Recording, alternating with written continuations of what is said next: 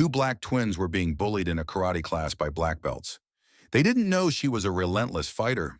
Before we start the story, write in the comments from which part of the world you're watching today. You two, quietly in the background. This is no place for your fighting traditions, growled Derek Walsh, a 19-year-old black belt, making ironic air quotes with his fingers as he deliberately blocked the twins' path to the main mats. His partner, Tyler Brooks, laughed next to him, adjusting the black belt he wore like a trophy of excellence. Sisters Maya and Zara Johnson, 17, had just arrived at the prestigious Elite Dragon Dojo for their first official lesson. The atmosphere screamed tradition and exclusivity. Mats, imported from Japan, immaculate mirrors covering every wall, and photographs of Asian masters looking on gravely from above. It was a place where the monthly rent was more than most people paid for their rent. The problem is, you don't understand real discipline, Derek continued, approaching with practiced arrogance. Traditional karate requires respect for hierarchy. Maybe you should look for something more suited to your natural style of conflict resolution. Tyler nodded with false wisdom, like boxing or that street fighting you guys probably know. Sensei Mitchell watched the scene from the other side of the dojo, pretending to adjust equipment, allowing his favored students to establish the natural order of things. 30 other students pretended to practice kata, but all watched the theater of humiliation unfold. A few parents in the stands whispered among themselves, clearly uncomfortable, but no one intervened. Maya took a deep breath, vaguely remembering the conversation she and her father had had the previous week. "You will encounter resistance," he had said, "always." At the time, they had thought he was being overly cautious. Now they realized he was telling the truth. "Discipline is something we know well," Maya said calmly, her voice carrying such authority that Tyler stopped laughing. The way she said it, there was no defensiveness, no nervousness, but the quiet confidence of someone who had weathered far worse storms. "Oh, really?" Derek chuckled, nudging Zara's shoulder. "Then show me that discipline by taking their place." Something shifted in the air at that moment. The twins didn't back down or bow. Instead, their bodies shifted subtly into positions that had nothing to do with traditional karate. They were the stances of predators who knew exactly how strong their prey was. Any experienced fighter would recognize the signs. The weight perfectly distributed, the muscles relaxed but ready to explode, the eyes calculating distances and angles of attack. "Interesting," Zara murmured, studying Derek like a scientist studying an insect. "How long have you been training karate?" Derek was taken aback. 7 years. "Why?" "Professional curiosity," Maya replied, a dangerous hint of amusement in her voice. They exchanged a quick glance, the kind of silent communication that only twins can muster. Derek felt a chill run down his spine as he realized the newcomers were studying him, as if they already knew where to hit him to inflict maximum damage. The way Maya tilted her head slightly, the way Zara shifted her weight, the way they both kept their hands relaxed but strategically placed, none of it was the behavior of scared newbies. "Listen closely," Derek said, trying to regain control of the situation. "I've knocked down people twice your size. I've competed in 3 states. You're just 2 more girls trying to fit in where you don't belong. How many fights have you won in the last 6 months?" Zara asked casually, as if she were asking about the weather. Tyler frowned. "What kind of question is that?" "Simple question," Maya replied. "You talk a lot about experience. We're curious to know what your actual experience is." The dojo fell silent. There was something about these 2 girls that challenged the entire established hierarchy of the place. They wore white belts, but they acted as if they held secrets that could completely redefine the balance of power within. Sensei Mitchell finally approached, sensing that the situation was spinning out of his control. "Girls, I think Derek and Tyler were simply explaining our traditional protocols." "Protocols?" Maya repeated, savoring the word. Interesting choice of vocabulary. As tensions mounted in the dojo, no one suspected that these 2 novices were holding secrets that would transform a traditional karate lesson into something the martial arts community would never forget. Because sometimes the most dangerous people are the ones who seem the most harmless. If you enjoy this story of overcoming adversity and fairness, be sure to subscribe, because what happens next will completely redefine the meaning of the word respect. The first official lesson began 15 minutes later, and the twins were shunted to the far corner of the mat, Sensei Mitchell handed out the basic beginner stances, while Derek and Tyler were allowed to warm up with the intermediate colored belts. Basic beginner stances, Derek announced, approaching with a new arrogance. Let's see if you can even stand up straight. Maya and Zara silently obeyed, adopting the poses demonstrated with a precision that was meant to serve as a warning. Their movements were too smooth, too controlled, too poised for true beginners. But Derek was blinded by his own superiority. Pathetic, Tyler muttered, forcing Zara to adjust her stance with unnecessary shoves. 7 years here, and I've never seen anyone so uncoordinated. Over the next 20 minutes, the twins endured increasingly aggressive corrections, shoves that were almost punches, posture adjustments that were clearly harassment, comments about natural limitations that reflected off the dojo mirrors. The other students watched awkwardly, but no one intervened. A few parents in the stands whispered among themselves, but chose to pretend they weren't witnessing systematic abuse. Things got interesting when Derek decided to escalate the humiliation. A demonstration of self-defense, he announced loudly for the entire class to hear. The newbies need to learn what happens when someone doesn't know their place. Maya exchanged a quick glance with Zara, the kind of silent communication that only twins could pull off. For a second, something dangerous flashed in her eyes before they returned to her mask of submission. Tyler, take her. Derek waved his hand dismissively at Maya. I'm going to show you how to neutralize someone who thinks they're smarter than they actually are.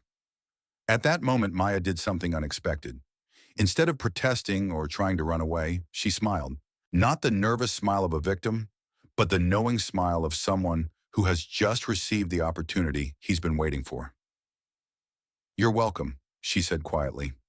That evening, in the Johnson family apartment, retired Colonel Robert Johnson watched his daughters apply ice to subtle bruises, talking about their day. They took the bait, Maya said, examining the purple mark on her forearm. Derek and Tyler think we're easy targets. Sensei Mitchell allows anything, Zara added, as long as the rich parents pay. Robert Johnson was 52 years old, and he'd spent 25 of those years training elite soldiers in hand-to-hand combat. For the past decade since leaving the military, he had trained his daughters in a deadly combination of martial arts: Krav Maga, Brazilian Jiu-Jitsu, Muay Thai, and boxing. How long do you think you can keep up this masquerade? He asked, pouring tea as the twins recounted every attack they'd survived. 2, maybe 3 weeks, Maya replied, flexing her fingers in a way any fighter would recognize as warming up for a big fight. Derek's getting more aggressive. Tyler, too. Good, Robert smiled with fatherly pride. Make them feel strong. Make them believe they've found the perfect victims. The plan was more complex than anyone at the Elite Dragon Dojo could have imagined. The twins weren't high school girls looking for an extracurricular activity. They were seasoned fighters with more than a decade of intensive training, investigating allegations of systemic discrimination that had reached Robert through his military connections. 3 black families had already pulled their children from the dojo after similar incidents, but they could never prove a pattern of discriminatory behavior. The allegations were always denied.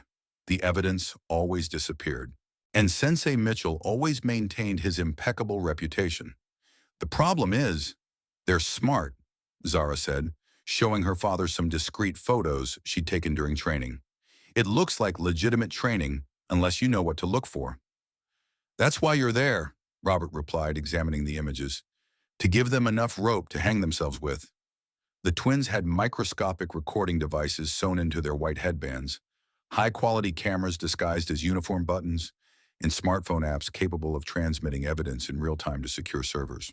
What's more, they had the patience and composure to endure weeks of systematic abuse, documenting every attack, every racist comment, every moment of deliberate neglect by the administration.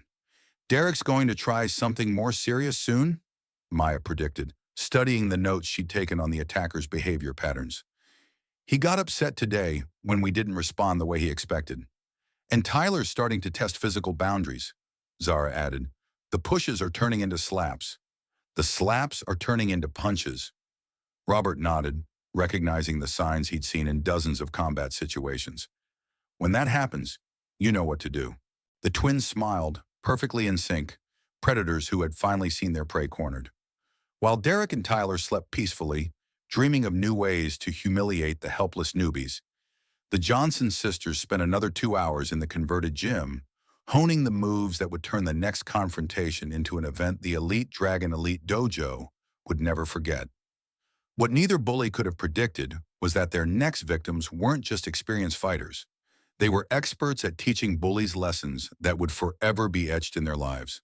Week 3 at the Elite Dragon Dojo began with Derek deciding to ramp up the violence to the max.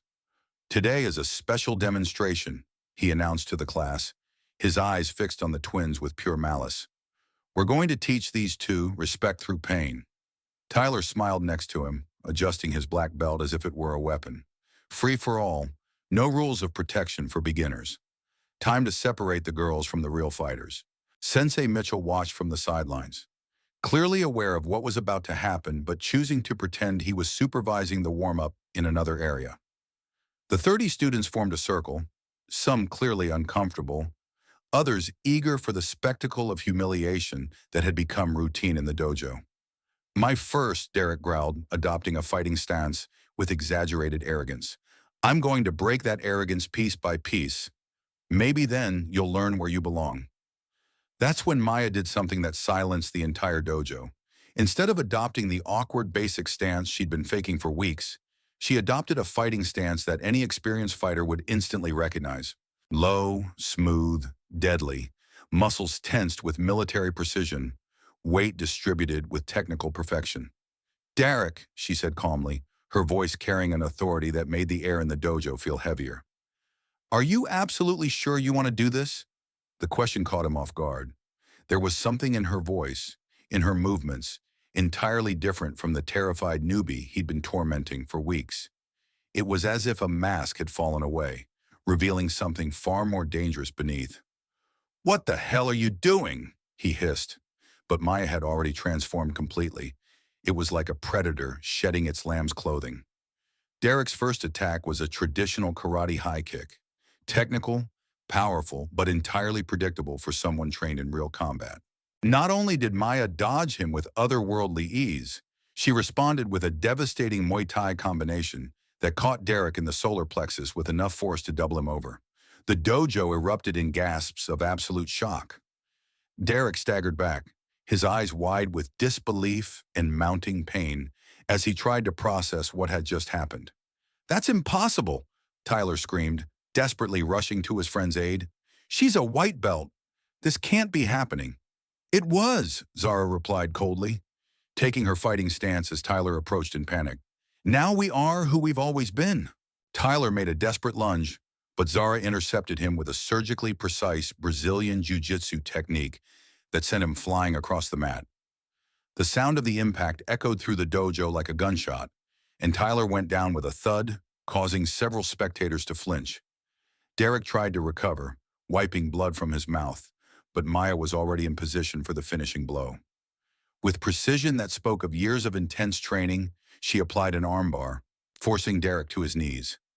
His face was pressed to the mat as his position of superiority turned into humiliating, complete submission. "Please," Derek gasped, tears of pain and pure humiliation streaming down his face. "I give up. I completely surrender." "Interesting," Maya replied, maintaining the precise pressure needed to inflict intense pain without causing permanent harm.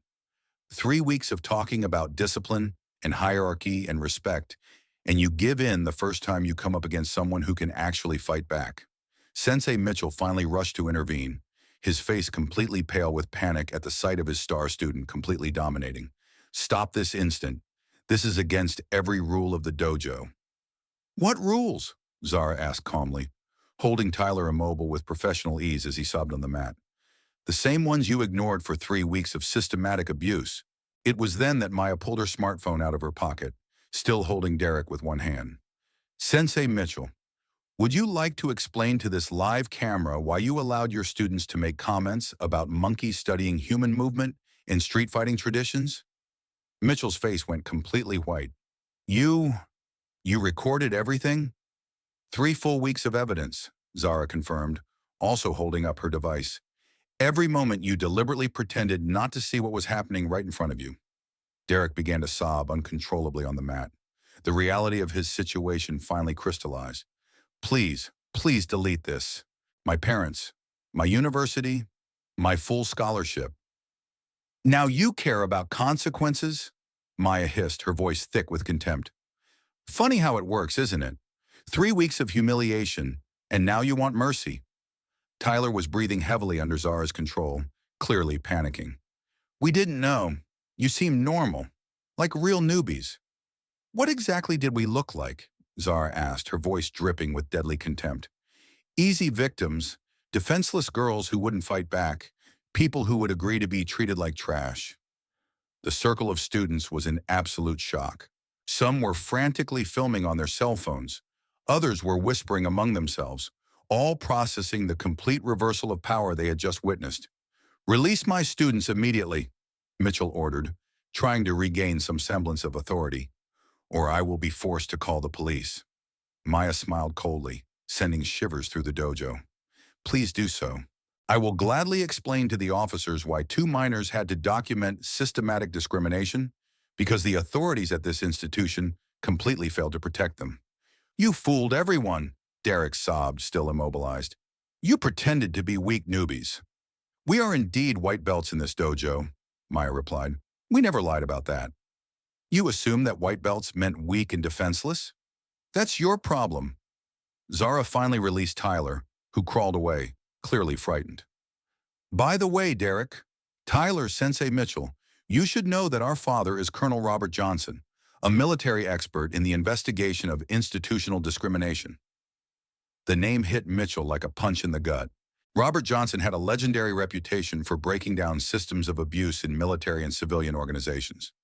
He's expecting our final report this evening, Maya added, finally releasing Derek, who had collapsed on the floor in a fetal position, along with all the digital evidence we had collected and already sent to off-site servers. As the twins calmly walked away, leaving behind 2 completely defeated bullies and an instructor in absolute panic, the silence in the dojo was deafening. Derek and Tyler, who had spent weeks feeling superior and powerful, were now faced with the devastating reality that their lives, their reputations, their futures, their dreams were entirely in the hands of 2 girls they had sorely underestimated. But if you thought public humiliation was the end of the story, prepare to learn that true justice was just beginning. 6 months later, the Johnson sisters walked the halls of the State University as guest instructors for the martial arts anti-bullying program. Their lectures on discrimination disguised as tradition filled auditoriums in schools across the state, requesting their workshops on how to identify and combat systemic abuse. Do you remember the Elite Dragon Dojo? Maya asked the room of 300 physical education students. It closed for good in March. The investigation by Colonel Robert Johnson was devastating and thorough.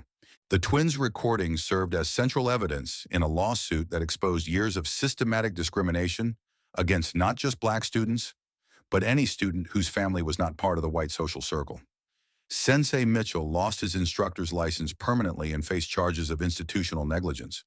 The Elite Dragon Dojo was forced to pay millions of dollars in damages to 17 families who withdrew their children after similar incidents. Derek Walsh never got the chance to compete in martial arts again. His full scholarship to Duke University was revoked when a video of his humiliation at the dojo went viral, garnering more than 8 million views. Today, he works in the warehouse of his father's sporting goods store. Far from the mats where he once considered himself superior, Tyler Brooks gave up martial arts entirely after developing severe anxiety related to fighting. He moved to another state with his family, who lost several business deals when the local community systematically boycotted their businesses. The irony, Zara explained to the students, is that they spent months trying to teach us about place and hierarchy, but they never understood that true power doesn't come from colored belts or financial privilege. The twins founded their own gym, Worthy Martial Arts, which specializes in training young people facing discrimination. Their methods combine traditional martial arts techniques with civil rights education and documenting evidence. We don't teach our students to start fights, Maya continued. We teach them to recognize when a fight has already started, even if it's disguised as tradition or discipline. The audience applauded, but the real validation came from the results. Dozens of cases of discrimination in schools and gyms were exposed by students trained by the Johnson sisters. The systematic documentation model they developed has become a national standard for investigating institutional bullying. Robert Johnson watched proudly from the back row of the auditorium. His daughters turned trauma into a tool for social change, proving that the best revenge is truly success that benefits more than just themselves. Want to know the secret? Zara asked nearing the end of the presentation. Derek and Tyler were never our real enemies. They were just symptoms of a sick system.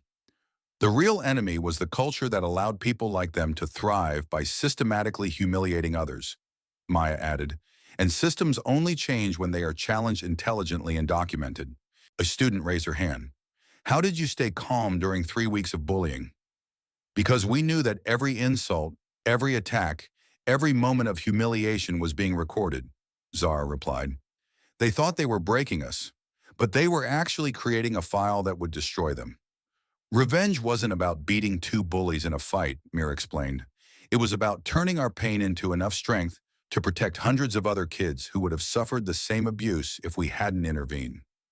Today, former students of the elite Dragon Dojo seek out the Johnson sisters to apologize for not intervening when they witnessed the bullying. Many have become activists against discrimination in their communities. Derek and Tyler, on the other hand, live in social isolation. Their reputations are forever tarnished by a video showing two senior black belts being thoroughly humiliated by two girls they considered beneath them. The most important lesson, Maya concluded, is that true power is not about who can hit harder. It's about who can turn injustice into justice, pain into purpose, and humiliation into a lesson for future generations. The Johnson sisters proved that the best revenge isn't the destruction of your enemies. It's the creation of something so powerful and positive that everything you stood for becomes irrelevant. They turned 3 weeks of hell into decades of social change, showing that sometimes justice comes not through force, but through intelligence, patience, and an unwavering determination to create a better world. If this story of smart overcoming touched your heart, subscribe to the channel for more stories that prove that true strength lies in turning adversity into an opportunity for positive change.